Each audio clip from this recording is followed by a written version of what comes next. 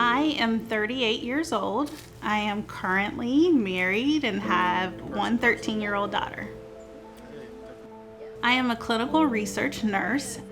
I like to spend my off time outdoors, having grown up on a farm. I really connect with being outside. For me, a typical day was I could either wake up completely fine and think, yes, it's gonna be a great day. But there were other days I was just unable to do anything. I didn't even know it was a possibility to get my life back. My name is Ellen, and I've been diagnosed with having chronic migraine.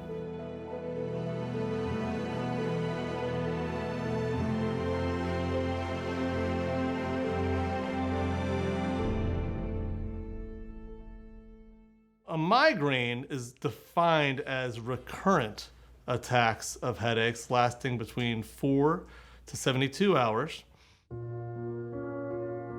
They often are associated with other symptoms such as sensitivity to light, sensitivity to sound, or nausea. People with migraine or chronic migraine are often misdiagnosed.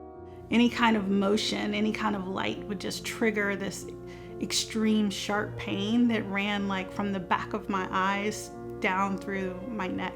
Kind of like a stabbing or like a lightning kind of feeling, trapped inside your head.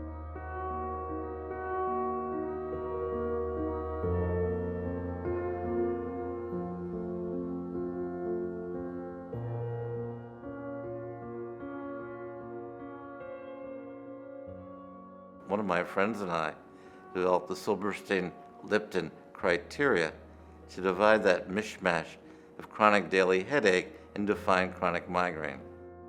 There are premonitory symptoms. Those are symptoms that precede the headache, and then following that there's the headache, and then following that is the so-called postdrome. It's like you're having a hangover. So you need to look at migraine as not just the headache, but the entire spectrum of what it can do to you.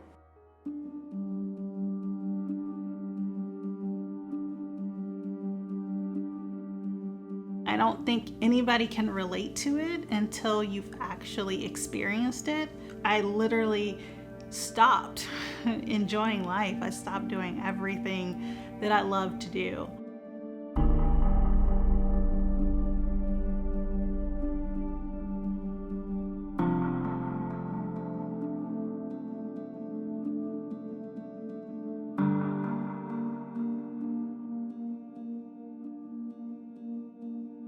The World Health Organization considers migraine as one of the most disabling disorders of mankind. I've had migraine all my life, so I know what it's like. Migraine is astonishingly debilitating. It's the second leading cause of disabled days in the world. And yet it gets very little attention because migraine patients learn to be so successful at hiding their symptoms. The general public doesn't know, and they don't support people with migraine. I could be at work and then all of a sudden a migraine would start and I would try to find a closet to hide in. I just needed a dark place. I've been under my desk. Sometimes it would ease the pain long enough to finish the day and drive home. But there were other days I had to call somebody to come pick me up. It's one of those things that just became a part of our life. There were just whole weekends sometimes when she would just have to shut everything down, keeping the lights down and keeping them dim, having to stay inside. Trying not to have severe pain running through my head. I have seen people who've had no lives. They're too sick to leave the house. They can't work. I think it's something that you try to hide because everyone kind of thinks it's an excuse. You're like, oh, you're dealing with a migraine, and they kind of brush it off, not realizing how debilitating it is to have pain trapped inside your head every time you move. There are several kinds of stigma. There is enacted stigma, which is what people do to you. You know, they inform you that you're not quite a normal, good person because you have migraine. And then there is internalized stigma. Internalized stigma is the worst of all. After a lifetime of hearing these messages that, you know, it's not appropriate, it's not right, you're not a good person because you have migraine, it gets internalized, and that's really the most toxic kind of stigma. I think it's only natural that if you're deprived from sunlight and you're deprived from your family and your friends, that it would lead to depression. I became depressed, and that affected my work, and it affected how I was interacting with the world. It's more than just a headache at that point. It's now creating a major disability in that patient's life.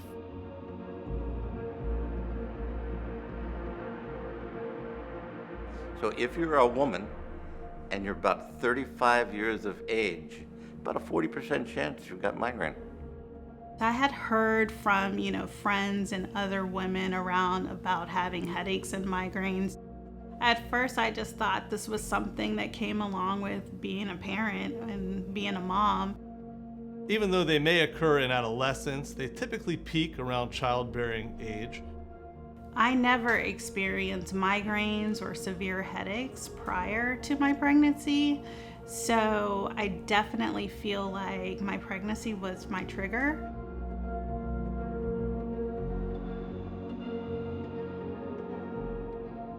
Approximately 70% of patients who are identified with migraine have a first-degree relative who has a history of migraine.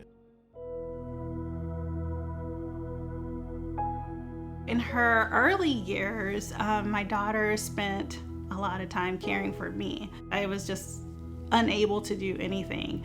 And so our quality time was spent in a room in the dark. As you can imagine, sitting in the dark, repetitively for weekends after weekends after weekends, it just wasn't a happy place for her. And that's when I said, this is definitely a problem. This is affecting her and affecting me. And that's when I said, okay, this isn't life. I need to seek help for this. With Ellen particularly, when I first met her, she was having, more often than not, some sort of headache or migraine during the day. So he did an MRI. We did some other tests. He tried some oral medications to see how those worked. And it was about a 6-month to a year-long process of really trying to figure out the triggers of my migraine. When we think about a migraine trigger, some of the more common ones may be certain foods that people will eat. It might be things like emotional stress. Weather pattern change seems to be a very big trigger for many of our migraine patients. Unfortunately, I haven't come up with any triggers. Before I get a migraine, I really just kind of get hazy vision and a tingling sensation behind my eyes. When I first started having them, I treated with, over-the-counter headache, migraine kind of things, which worked for a little bit. It would take the edge off, and then all of a sudden they stop working. If they're able to meet with a headache specialist, very often we can come up with great treatment options for them, and they shouldn't have to suffer with this for the rest of their life.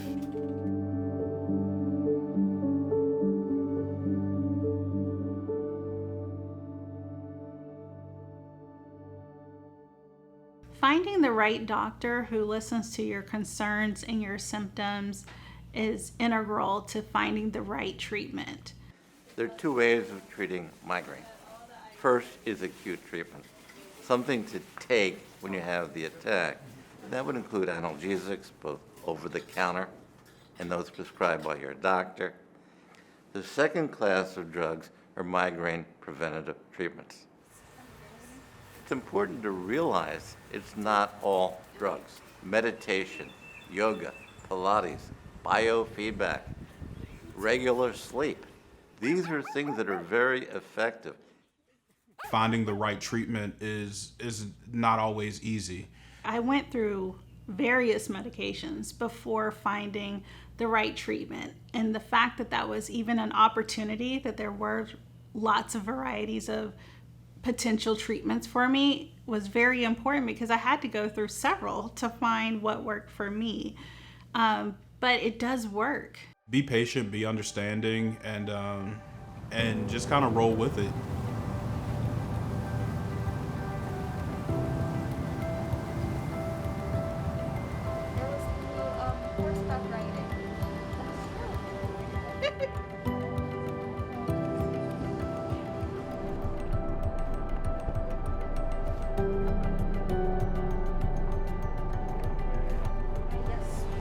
Okay, perfect. I will take 10 minutes. If a patient will become involved in the migraine advocacy movement, I think it is extraordinarily effective at reducing the stigma of migraine. I think we as a community have to be very vocal about our migraines. Moss for Migraine's mission is to create a community of people with migraine where it's okay and normal to have migraine, where you're treated with respect, where you don't get the stigma. And there are a whole host of social activities and support groups, and we can work together for cures, for answers to the problems. I think it's important that we share when we are in pain and we don't minimize it, because the more we speak out about having migraines, the more the people around us also feel comfortable speaking out about having migraines. Suffering with migraines is not something that we have to do.